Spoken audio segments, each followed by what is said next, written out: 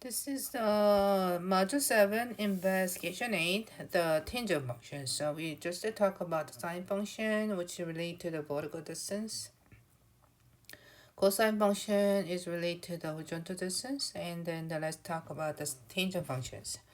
So number one, so far in these modules, we primarily been working with the circles where the radius is known. But what if that is not the case? So what if there's no radius?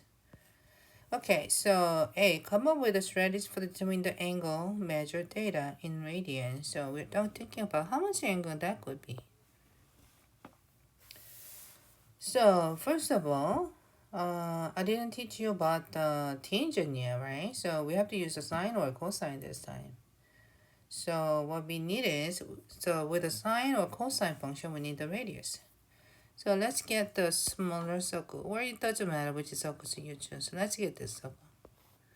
So x is 8.25 and the y is a 4.4. So in order to find the r, which is we have to use a Pythagorean theorem, right? So Pythagorean theorem says r squared is x squared plus y squared. So r squared is x is 8.25 squared plus 4.4 squared, which is r this becomes the simplified 8.25 squared plus 4.4 squared come out as 87.4225, so about 9.35. So in order to find the data, we have to use the inverse functions. And then you put the vertical distance, which is y, which is 4.4 over 9.35. And then it come out as about 0.49 radian. Okay, so that's how I figured it out. B, what do you notice about the ratio of the y and x coordinates for each of the coordinates shown in the diagram, which is, let's put the y over x ratio. Okay, so first, small circle has a y was 4.4 over 8.25. So when you divided it, it's about 0.53. And then the next circle, which is y is the 6.4 divided by 12, but it's come out the same too.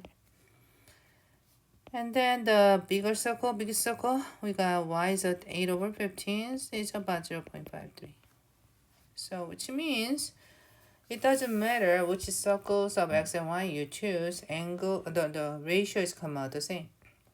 And then you can get the C as if you continue to drawing a more and more circles center at the angle's vertex. List 3 more points that could fall on the intersection of the angles terminal ray in the one of these circles. Okay, same thing. So if you use let's say 6 is x, and then in order to find the y value, what you need to do is, which is numerator, which is 4.4, always 0.53 times smaller than the x's. Okay, so you can multiply x value to the 0.53, and then you get the approximation for the y value, which is 6 times 0.53, you get the 3.2. And then let's say x is a 7, you get about 4, which is 7 times 0.53. If you have a 30 times 0.53, about 60. So you can get more points you wanted, okay? Alright, now in number 2. Consider the graph below, which shows the first quadrant of the coordinate plane. The bottom left of the corner is 0, 0, which is this one. And then the locate is a 1 and 0 as A, and then J is the locate is a 0 to 1. And then assume that the distance between the consecutive points on the curve represent the 1 over 9th, which is, this is actually the 1 over 9th and the 1/9, okay? That's exactly the same equal the distance, okay, of the circle, a quarter of the circle. The circle's radius is 1 unit. So A, consider the angle formed by the initial ray passing through the origin and point A, and then the terminal ray passing through the origin to the point B. So what is the measure this angle in radian? So we try to get the angle which is from here. So let's say this is a terminal, the initial size, and then your terminal size right through this. So we are looking for this angle. Okay, so but total of the first quadrant, right? It's angles of the pi over 2, right? And then this is going to be 1 over the ninth of the pi over 2. So what you do is you 1 over 9 times pi over 2. And then each of the angle is 18. Pi over 18. And then you can get the order pair, and you can get more further here. Further here. Further here. So this is a pi over 18, which means this is going to be the 2 pi over 18. And this is going to be the 3 pi over 18. And then 4 pi over 18 and 5 pi over 18. That's how you do it. And then let's move to the C. If you move to the C, now complete the table below. So the first one is the point, the letter A, B, C, D, E, F, G, H, I, J. And then second column is the measure of the angle formed by the initial ray and the terminal ray passing through the given point. So 0 pi over 18, 2 pi over 18, same as pi over 9. And then this is going to be 3 pi over 18. And then same as pi over 6. And then 4 pi over 18 or 2 pi over 9. And then so on, so on. And then from the 1.0, which is the slope, is a 0. So they're talking about this. So when you're looking for slope of this one, so this is 0, right? Now the slope of this one. So in order to find those, okay, so we have that. Then you have approximation as a points in here. You see the x and y points on this columns. So as a slope is a y2 minus y sub 1, x sub 2 minus x sub 1.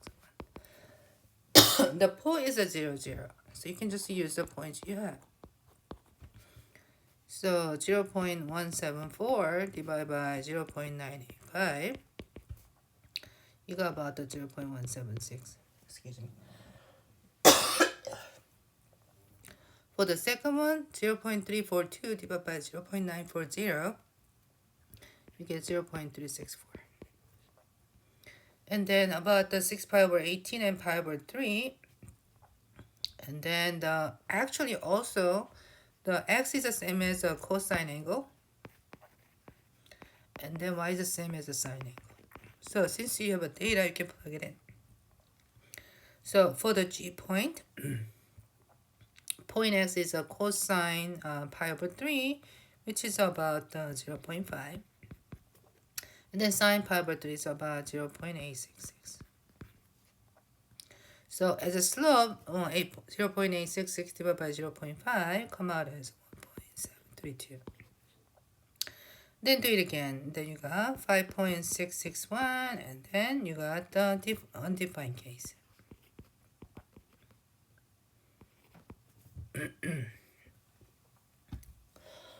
Excuse me.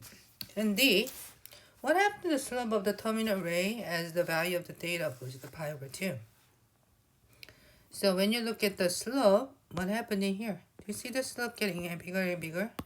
So it's actually the slope is increases. And then for the what angle theta, will the slope of the terminal ray be 1? So we are looking for the 1 as between this and this, isn't it? So it's about pi over 4. Because x and y come out the same. And then F, how does the slope terminal ray of the given angle measure relate to the sine and cosine value? It's the same thing. So slope is y over x, but same as sine theta over cosine theta. Okay, now number 3. Now let's think about the slope of the terminal ray and the angle measure covariate in the second quadrant this time. So we are thinking about this. So the slope of the terminal ray positive or negative. So let's look. What do you think? It's decreasing, right? So it's a negative slope. And then as the data increases from 0 to data equal to pi over 2 to the pi, how does the slope of the terminal ray? So look at this is going to be a really high negative slope, right? And then it's getting milder, right, isn't it? Flatter, which is getting close to 0, right? So So slope also the increases. And then for the what angle becomes a negative 1? It's the same thing. But this time it's a 3 pi over 4.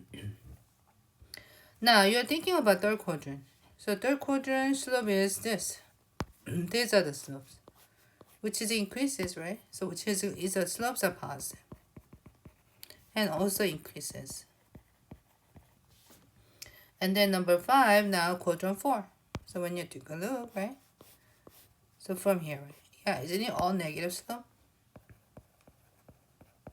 Increase, decrease. Yes, it's a very steep negative. It's getting flatter to the 0, right? Isn't it? So it increases. So the slopes are increasing through the points. Okay, number 7. Now the tangent function. So tangent function is actually the slope form. So tangent theta is going to be the y over x, which is same as the sine theta over cosine theta. So you can think about this, okay? So 2 pi over 3 is in the angles in the quadrant 2. So when you have a quadrant 2 is x is a negative, y is a positive, right? Because the tangents are always what? Y over x, isn't it? So is it true? It's negative, so true. Now tangent pi over 5, which is a quadrant 1. Tangent quadrant 1 is always the positive, not negative, so this is not right, so false. Now 4 pi over 3 is in the quadrant 3. The quadrant 3, x is negative, but y is also negative too. So 2 negative always become positive, so greater than 0. So true. And then 7 pi over 8 is actually in the second quadrant. So second quadrant means x is a negative, y is a positive. So this always tangent is always a negative value, but it's a positive value, right? So it's false.